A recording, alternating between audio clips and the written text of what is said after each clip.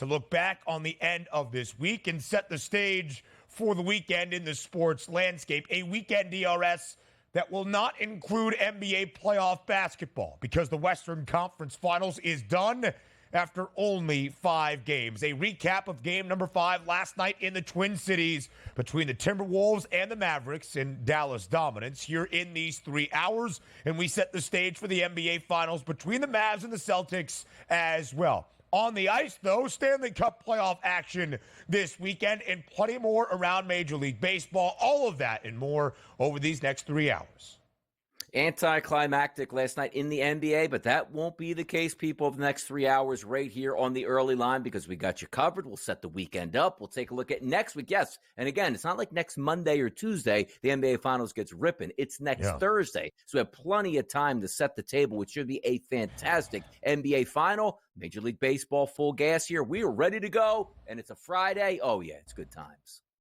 There will be plenty of NBA Finals previews here on the early line starting now in these hours and through Thursday, June 6th. That is the start of the NBA Finals, now 6 days away. It will be in Boston, and it will feature the Celtics taking on the Dallas Mavericks. Dallas dominant last night on the road in game number 5 in Minneapolis. DRS first 4 games of this series. Of course, the Mavs holding a 3-1 series advantage with the potential series clincher last night, all decided by single digits. 9 points or less. We had not seen a blowout in the WCF. Enter game number 5. The Mavericks dominant throughout. They win by 21 to advance back to the NBA Championship Series for the first time in more than a decade since 2011. Final score last night in Minnesota, 124-103. The Mavericks win outright as a 5.5-point underdog, and a pregame total of 209 and a hook does go over.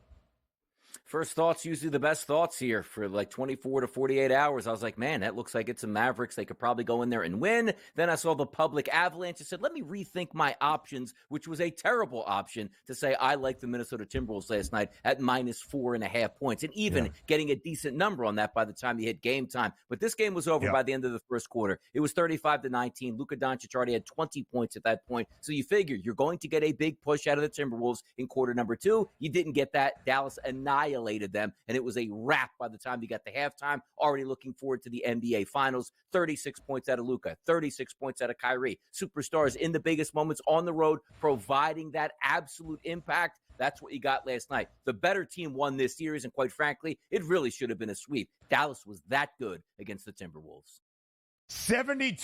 72 combined points out of Luka Doncic and Kyrie Irving. I mean, on the other side for Minnesota, Ant and Cat, that's Anthony Edwards and Karl Anthony Towns, combined for 56 as well, each scoring 28. But the Dallas dynamic duo each scored 36. Luka Doncic scoring 30-plus points in all 5 games of the Western Conference Finals.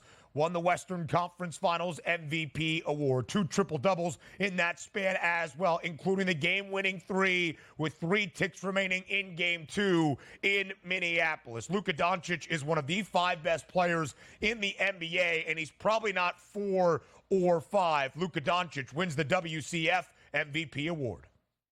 He was absolutely incredible this entire series. And quite frankly, we were supposed to be told here that he was on a hobbled knee. Doesn't look so hobbled to me. Shooting logo 3-point shots with ease on the road. Absolutely tremendous playoff run. And it doesn't stop here. We'll see what he has in the NBA Finals. 14 of 22 from the floor last night, including 6 made triples, over 3.5 made threes in the last 4 games. That was his prop last night of the Western Conference Finals. And he was plus 165 to win this hardware before the series got started because, remember, the Mavericks were the underdog in the Western Conference Finals, and they win in a gentleman's sweep in only 5 games. 3rd ever berth in the NBA Finals for this Dallas organization. Their first since 2011. They also won the Larry O'Brien Trophy that season. We will preview a ton and take the early looks at the NBA Finals throughout these next 3 hours. Also, game number 5 in playoff action last night, Stanley Cup postseason, back inside Madison Square Garden for the Eastern Conference Finals. The Rangers and Donnie's guy, Chris Kreider, got out to an early lead inside MSG, but the Panthers do respond. Florida takes game number 5 in a 3-2 series lead with a 3-2 victory. The Panthers were a road ice favorite even inside the Mecca. Yeah, if you tell me that the Rangers scored first and last, you probably figure they came away with a Game 5 victory, but that wasn't the case because you had 3 unanswered goals by Florida midway through that third period, and that was enough to do the damage. Exciting finish here, but that was a letdown. You're at home. You have home ice advantage, best of 3, essentially. The Rangers lost that game. Now that uphill climb starts, and I'm not quite so sure that we even get back to Madison Square Garden for a game number 7. But these have been close games, entertaining all the way through. You score first at home in Game 5. You got to win that. They couldn't do it.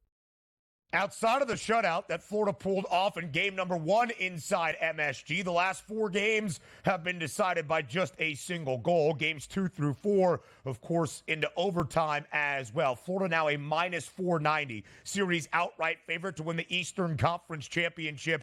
They're a minus 170 home money line favorite for tomorrow night's game number 6 back in Sunrise. Now we go to Major League Baseball. A shorter slate on a Thursday, but significant scores to bring you. The Astros finally avoid a sweep in Seattle, winning their first game of a 4-game set against the divisional foe, the Mariners, with a 4-0 victory over the M's. Alex Bregman, a 2-run shot to get the scoring started yesterday for Houston. They snap that losing skid and avoid the 4-game sweep up in Seattle. Needed it in a big way. We talked about this game yesterday, staying under the total out there at T-Mobile, a cavernous ballpark. And also, Spencer Arrighetti pitching much, much better than what he was doing at the beginning of the season. 6 innings pitched, 2 hits, 0 earned runs, 8 Ks on the road against a divisional rival. That's what the Astros needed. 25-32. Still not buying him, though. Just not going to do it yet.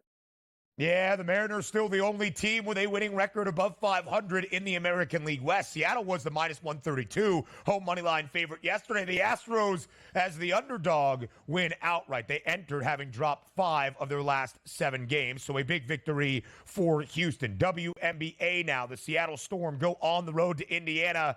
The Fever off to a very tough start this year. 1-8. Seattle scores 103 in the Storm's cover as a 5.5-point favorite. The Chicago Sky at home in Chi-Town against the LA Sparks also get a victory as well. Chicago booked as a 4.5-point home favorite.